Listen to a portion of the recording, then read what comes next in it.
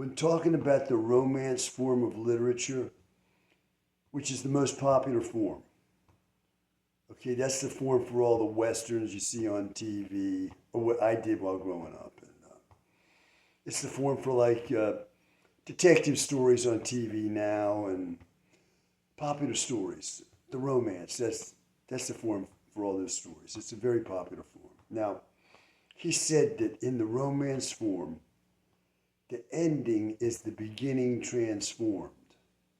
Okay, so in line with that, and in line with another thing Northrop Frye said, which was that he said, life almost seems on the point of making sense when it looks like literature. And you got to realize that for most people, literature is supposed to be an imitation of life. So, Fry saying that, life is not concise and well put together in organized form like literary works, right? So you rarely see life working out the way a story will, where everything is neatly put together and organized that way and everything makes sense. Now, I got to say that I think this is my first memory of America's Man of the Year in this life. In my life, my first memory of him.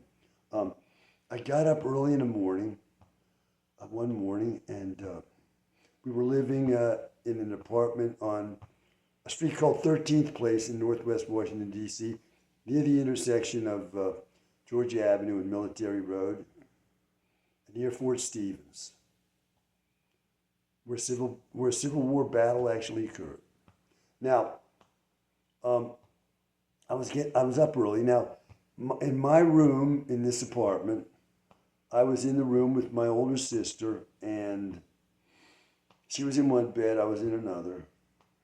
And I'm not sure if my younger brother, 4 years, was born yet.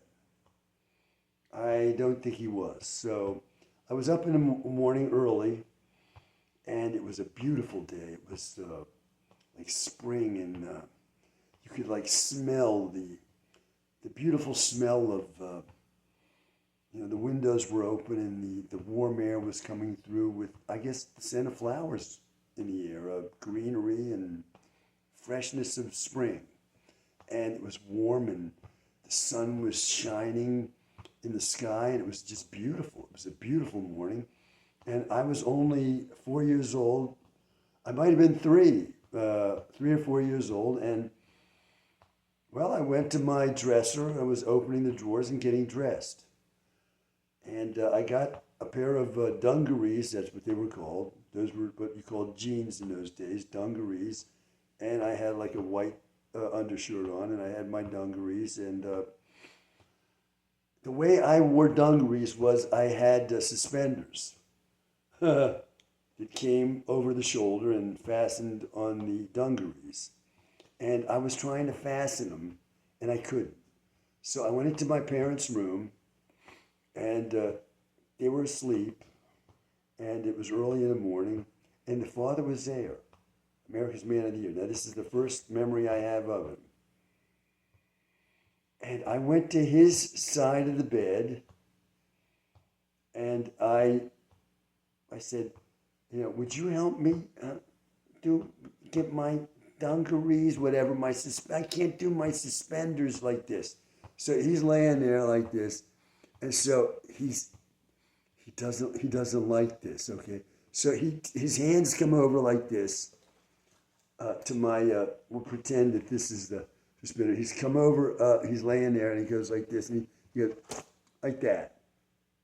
He fiddles for 1 second and he quite meanly shows that he doesn't want any, he doesn't be fooling with that at all. Okay, he doesn't want to be disturbed.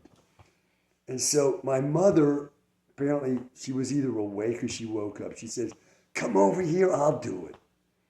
So I went to the other side of the bed and she fixed the suspenders. Now, I'm thinking about that because at the end there, when America's Man of the Year was passing away of cancer. Um, he was about to go into a coma. Okay, so it was at the end of his life. And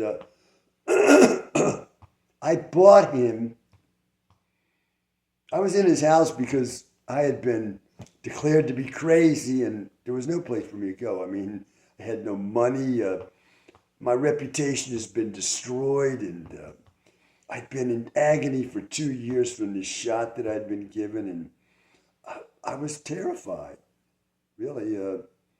The world I was in, I said, what?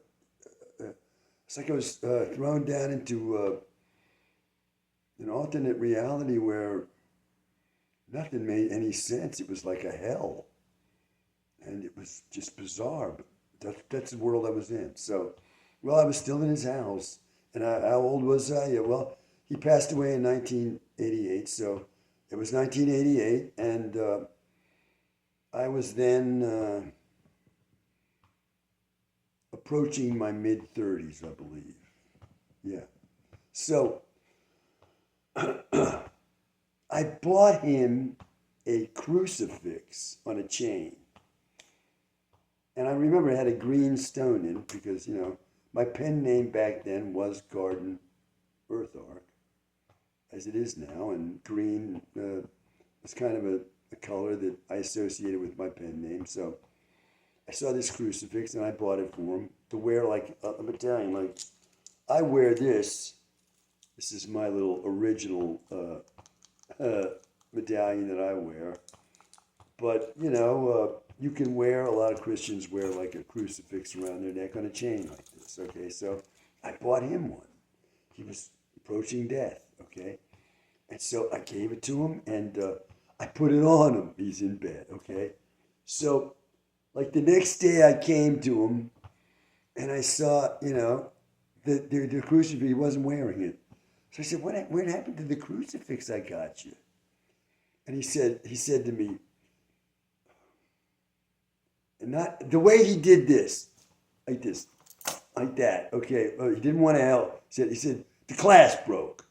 The clasp broke, right? Well, it's almost like that clasp broke is like, that's a good description of what the hand movements there looked like in my first memory of him. And this was my last significant interchange with him. It could be that those were the last things he said to me. Because the next thing you know, I think the next time I saw him, he was in a coma. So, hold on, let me put this on pause a second. I'm not tearing up or anything for the passing away of this guy. This was a matter to celebrate. It was like if you were in the USSR and Stalin died and Stalin had been threatening you, then he died. Are you going to be shedding tears? No, you're not. Hold on a second.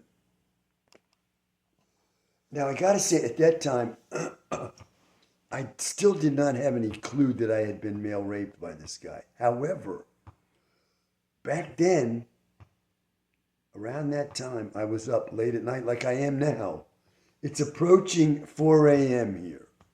And this is a very important symbolic hour for me. And I was in that house having been declared crazy, and I was up at this time of night in the late 1980s, one night, and I said to myself, did this man male rape me? And I said to myself, my God, put that thought away. I said, my God, if you even think that, they'll put you in one of those mental prisons and you'll never get out. I said, just put that away. And I did. I put that thought away from the late 1980s, let's say 1988, till I brought the thought back to consciousness around when I became 65. So I was then roughly mid-30s. For 30 years, I put that thought out of my mind. Until 30 years later, I said, yes, he did. 100% he did that. Now, in keeping with the symbolism of this clasp breaking, see, the clasp broke, okay? Now, if you were like hugging someone, right? during sex. You could say you were in their clasp. They clasped you like in an embrace, right? Well, toward the end of his life, the man of the year, like as a sign of affection toward me,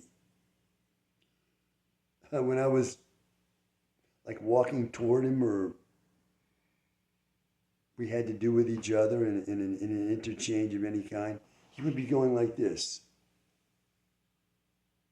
to me. As I'm walking up to him, or he's going to say something to me. Why don't you do this or something? He's doing this to me like this is a real nice thing he's doing to show me what he's so nice to me. This is a playful little thing he's done. I said, what is that? Well, I'm saying all these years later, you know what that was? That was me etherized, and I couldn't clasp him. During those male rapes, there was no clasp. My arms were flailing like this as he's moving me around under the ether, like this. That's what I'm saying that was. These are nice thoughts, aren't they? At the end of my life, while I'm being ruthlessly surveilled by American secret police 24 hours a day. They're listening in now, following me down the highway, messing with the devices in our house like this thing over here. I'm not even going to use the new air conditioner I put in my office bedroom because of the harassments they started there. Here's what they do, okay? This is a device, this is a dehumidifier. Let me see how you turn it on here. Okay, you turn it on, it's making that sound like that, right? And what these harassers will do, they will operate this thing remotely to harass.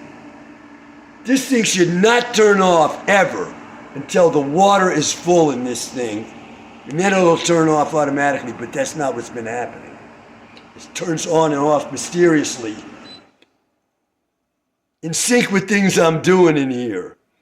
So like tonight, my wife wanted me to put this on, so I thought I'm gonna get out of the base. She said she wanted to put it on for 30 minutes, so I turned it on and left for over an hour and came back and turned it off. Anyway,